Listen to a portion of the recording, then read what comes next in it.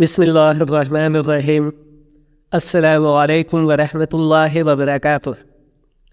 ایک شہر کے اندر ماں بیٹا رہتے تھے۔ ماں نے بیٹے کو کافی لاڈ و پیار کے ساتھ پالا ہوا تھا۔ بیٹا بھی ماں کا کافی لاڈلا تھا۔ ماں نے پائی اکٹھی کر کے بیٹے کو پڑھایا، کیونکہ لڑکے کا باپ کافی جلدی دنیا سے جا چکا تھا۔ ماں نے بیٹے کو باپ اور ماں دونوں کا پیار دے کر پالا، تاکہ بیٹے کو کبھی باپ کی کمی محسوس نہ ہو۔ بیٹا بھی دل لگی کے ساتھ پڑھتا رہا اور اعلیٰ تعلیم حاصل کرتا گیا۔ جب اس کی تعلیم مکمل ہو گئی تو ماں نے اپنے بیٹے سے کہا کہ دیکھو بیٹا، میں نے تمہیں کافی مشکلوں کے ساتھ پڑھایا ہے، میں کافی مشکلات کا سامنا کرتی رہی ہوں، پائی اکٹھی کر کے تمہاری فیس دیتی رہی تاکہ تم پڑھ لکھ کر بڑے آدمی بن سکو۔ اسی لیے اب تم کوئی اچھی سی نوکری تلاش کرو تاکہ تمہارا اور میرا اچھی طرح سے گزارا ہو سکے۔ بیٹے نے کہا کہ ماں فکر نہ کرے، مجھ سے جتنا ہو پائے گا میں محنت کرتا رہوں گا، اور انشاءاللہ ایک دن آ کر آپ کو کافی اچھی خوشخبری سناؤں گا۔ بیٹا کافی امتحانات دیتا رہا۔ کچھ عرصہ گزرنے کے بعد ایک دن لڑکے کو کال آئی کہ آپ نے اسسٹنٹ کمشنر کا امتحان پاس کر لیا ہے اور آپ فلاں دن آ کر اپنی ڈیوٹی شروع کر سکتے ہیں۔ جب لڑکے نے یہ خوشخبری سنی تو اس کے پاؤں سے زمین نکل گئی۔ وہ خوشی کے مارے پلا نہیں سما رہا تھا۔ وہ سیدھا ماں کے پاس چلا آیا اور آ کر ماں سے کہنے لگا کہ ماں، آپ کی دعائیں رنگ لے آئی ہیں، میں ایک اعلیٰ آفیسر بن چکا ہوں، اب ہماری غریبی کے دن دور ہو جائیں گے۔ ماں نے کہا کہ بیٹا دیکھا، ہم غریبوں کی اللہ تعالیٰ نے آہر سن لی۔ کون کہتا ہے کہ اللہ تعالیٰ اپنوں کی نہیں سنتا؟ آخر ہماری بھی سنی جا چکی ہے۔ اب تم ایک اچھے آفیسر بن چکے ہو۔ کچھ دنوں بعد ہی لڑکے نے آ کر اپنا دفتر جوائن کر لیا۔ اس کے ساتھ ہی گاڑی اور گھر بھی دیا گیا۔ وہ سیدھا گھر چلا آیا اور آ کر ماں کو بتانے لگا کہ ماں، ہمیں نیا گھر مل چکا ہے اور ساتھ ہی گاڑی بھی، اب ہم اس گھر کو چھوڑنے والے ہیں۔ ماں نے کہا کہ بیٹا، اس گھر کے ساتھ ہماری پرانی یادیں وابستہ ہیں، چلو کبھی کبھار ہم یہاں پر چکر لگاتے رہیں گے۔ بیٹے نے کہا کہ ماں، جیسے آپ کی مرضی۔ پھر یہ نئے گھر آ کر رہنے لگے۔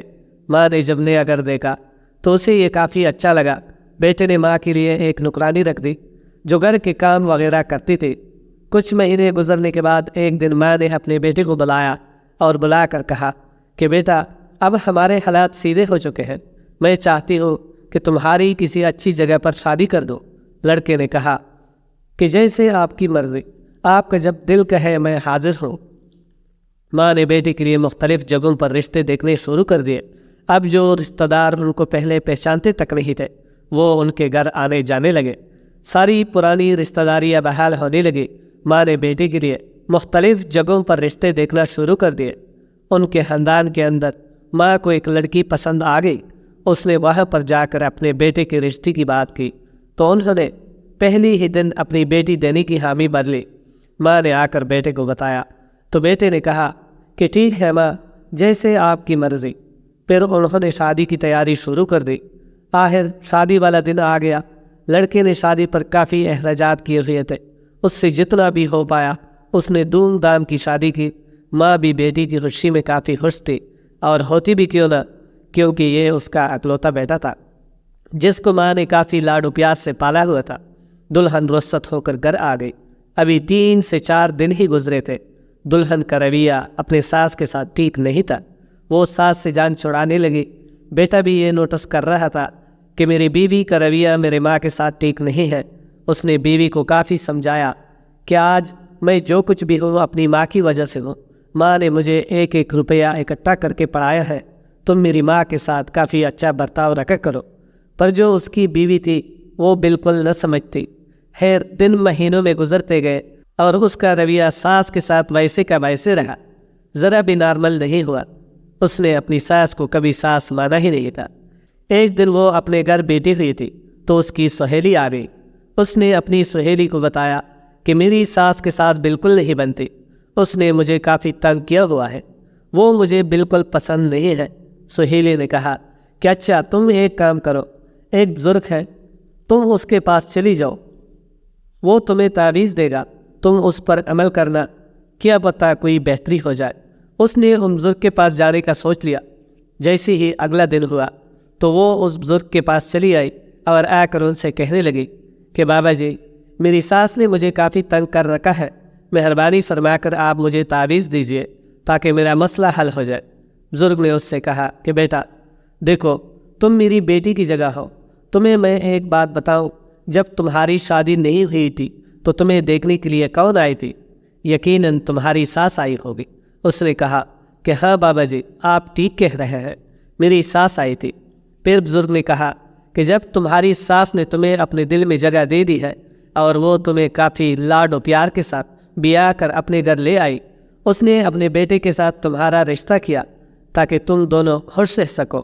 اگر تمہاری ساس تمہارے خلاف ہوتی تو تمہارا رشتہ کیوں لیتی؟ تمہاری ساس اس وقت کہہ دیتی کہ مجھے یہ لڑکی پسند نہیں ہے تو وہ تمہیں اپنے گھر کیوں لے کر آتے؟ وہ اسی وقت ہی انکار کر دیتے تو ساری کہانی ختم ہو جاتی۔ ویسے تو یہ ہر گھر کا مسئلہ ہے، جہاں پر ساس بہو ہوتی ہے وہاں پر چھوٹے موٹے مسئلے آتے رہتے ہیں۔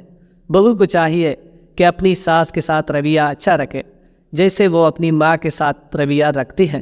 اسی طرح اگر ساس کے ساتھ اچھا رویہ رکھنے لگ جائے تو اس دنیا کے اندر ساس بہو کا جھگڑا ہی نہیں ہوگا۔ پر ہم لوگ تو ساس کو ایسے دیکھنے لگ جاتے ہیں جیسے وہ کوئی ڈائن ہو، جبکہ ہر انسان پیار کا بھوکا ہے۔ آپ اپنی ساس کے ساتھ اچھے طریقے سے پیش آئیں تو وہ آپ کو کیوں تنگ کرے گی؟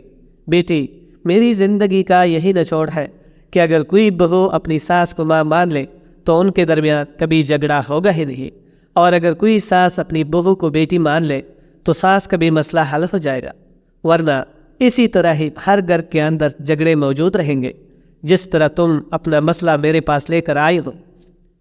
بزرگ کی باتوں نے اس پر کافی گہرا اثر کیا۔ وہ واپس گھر چلی آئی۔ اس نے آ کر اپنی ساس کے ساتھ رویہ اچھا رکھنا شروع کر دیا۔ ایک دن اس نے مناسب موقع دیکھا تو اس نے اپنے ساس کے پاؤں پکڑ لیے اور پکڑ کر کہنے لگی کہ آپ میری ماں ہو، میں نے آپ کو اپنی ماں کا درجہ دے دیا ہے۔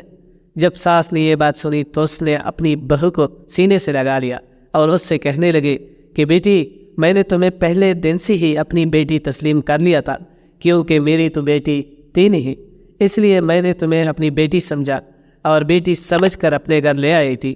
ایک طرف بیٹا ان دونوں کی ساری گفتگو سن رہا تھا۔ وہ اسی وقت اٹھ کر ان دونوں کے پاس آ گیا اور آ کر کہنے لگا کہ اگر آپ کا ہمیشہ ایسا رویہ رہے گا تو آپ دونوں کافی خوش رہیں گے۔ مزید اچھی ویڈیوز دیکھنے کے لیے ہمارے چینل کو ضرور سبسکرائب کر لیں۔ شکریہ۔